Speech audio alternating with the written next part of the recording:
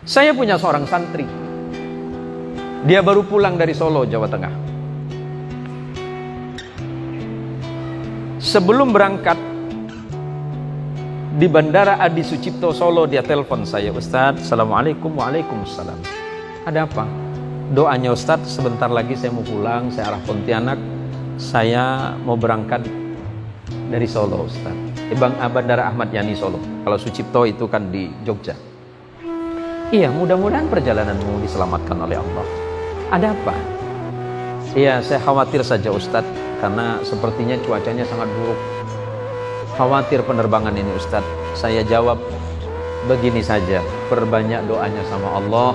Jangan lupa engkau tawassulkan guru-gurumu yang bersambung langsung kepada Sayyidina Muhammad sallallahu alaihi wasallam. Insya Allah perjalananmu selamat." "Iya Ustadz, doakan saya." Dari mulai terbang, dari mulai berangkat dari bandara, cuaca sungguh sangat tidak mendukung. Sampai penerbangan mengatakan, pilot pesawat sudah mengingatkan kepada seluruh penumpang untuk memperbanyak doa kepada Allah. Pesawat kemudian dalam keadaan turbulensi. Apa itu turbulensi? Bergoyang karena angin yang sangat luar biasa. Semua dalam kondisi yang sangat panik. Yang satu murid saya ini berusaha untuk tenang.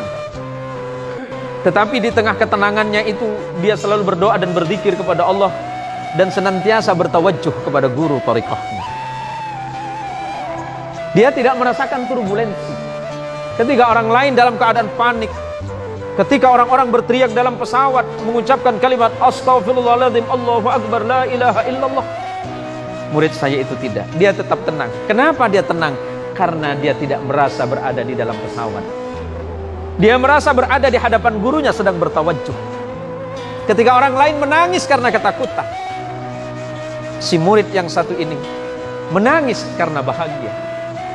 Karena walaupun dia berada di dalam pesawat, dia seakan-akan sedang bertawajjuh kepada gurunya. Di dalam tawajjuhnya, dia seakan-akan mendengarkan gurunya berpesan kepada dirinya, "Nak, jangan lupa sedekahmu. Engkau senang bersedekah, perbanyaklah sedekahmu. Sebutkan atas nama orang tua dan guru-gurumu dalam sedekahmu." Dalam keadaan itu kemudian dia berkata dalam hatinya, "Ya Allah, saya dan istri saya bawa uang." Dia tidak tahu bahwa itu pesawat turbulensi. Karena turbulensi itu hampir 20-30 menit. Dia berkata dalam hatinya, "Ya Allah, nanti setelah saya turun, saya kumpulkan anak-anak yatim, saya kumpulkan fakir miskin, dan sebagian dari uang yang saya miliki itu milik mereka, ya Allah." Terus dia berfatihah. Selesai berfatihah tidak berapa lama kemudian pesawat dalam keadaan normal kembali. Ketika orang lain dalam keadaan khawatir, cemas, was-was, bahkan takut akan kematian, dirinya malah tersenyum karena dia merasa sedang bersama guru yang dicintainya. Berhenti di situkah? Tidak. Setelah dia pulang nyampe ke Pontianak, pada esok harinya dia kumpulkan anak-anak yatim. Dan sebelum turun dari tangga pesawat, istrinya berkata, "Mas, selepas ini karena Allah menyelamatkan kita, apa tidak sebaiknya Mas berangkat umroh sebagai bentuk rasa syukur kepada Allah?" Suami menjawab, "Mi, saya sudah berapa kali umroh. Saya sebenarnya mencintai Baitullah dan merindukan Baitullah. Tapi saya masih teringat betul ucapan guru saya untuk memperbanyak sedekah kepada orang-orang di sekitarmu. Sebagian dari rezeki yang ada di dompet Umi, kita bagi besok kepada mereka." Ternyata setelah dibagi pada hari Senin atau 2 hari setelah kejadian pesawat ini, dia ditelepon oleh pimpinannya, oleh sahabatnya yang berada di Solo, Jawa Tengah. Dia diminta mengirimkan paspornya karena dia akan diberangkatkan umroh. Menangis dia karena awalnya niat uang dari istrinya itu untuk berangkat umroh, separuhnya dia batalkan, separuhnya dia berikan kepada orang-orang yang membutuhkan dan perjuangan agama. Dan kemudian Allah membalas kontan. Dia berangkat umroh pada Senin berikutnya, 1 minggu dari kejadian ini. dengan tanpa membayar 1 rupiah pun. Ketika sampai di Makkah dan Madinah, dia berdoa lagi kepada Allah dan dia menangis di makbarahnya Rasulullah. Dia menangis di Raudhah. Dia berterima kasih kepada Allah dan Rasulullah dan berterima kasih kepada guru mursyidnya. Menangis sejadi-jadinya dan dia seakan-akan dibimbing oleh gurunya ketika melaksanakan umrah. Ketika pulang ke Indonesia, dia masih lewat Solo lagi.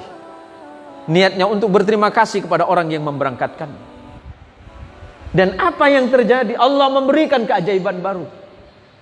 Apa kata orang yang memberangkatkan dia umrah dengan gratis? Mas, siapkan periksa kesehatan sampean kembali, karena Senin ini saya daftarkan sampean itu haji plus. Subhanallah walhamdulillah wala ilaha illallah wallahu akbar. Berangkat umroh gratis, berangkat haji plus dengan nilai 200 juta. Padahal yang dia keluarkan hanya sekitar 20 juta. Apa yang mau saya sampaikan? Bahwa ketika kita berbuat di jalan Allah, hak karena Allah, hak karena mencintai Allah dan Rasulnya, dan hak karena mencintai guru-guru kita yang pernah mendidik kita semuanya di dalam hal kebaikan di jalan Allah, yang menyebabkan Allah memudahkan segala urusannya. Kalau kita memudahkan urusan agama Allah, memudahkan urusan guru-guru kita, maka Allah akan memudahkan urusan kita di dunia, lebih-lebih kelak di akhirat, di yaumil akhir. Amin ya rabbal alamin.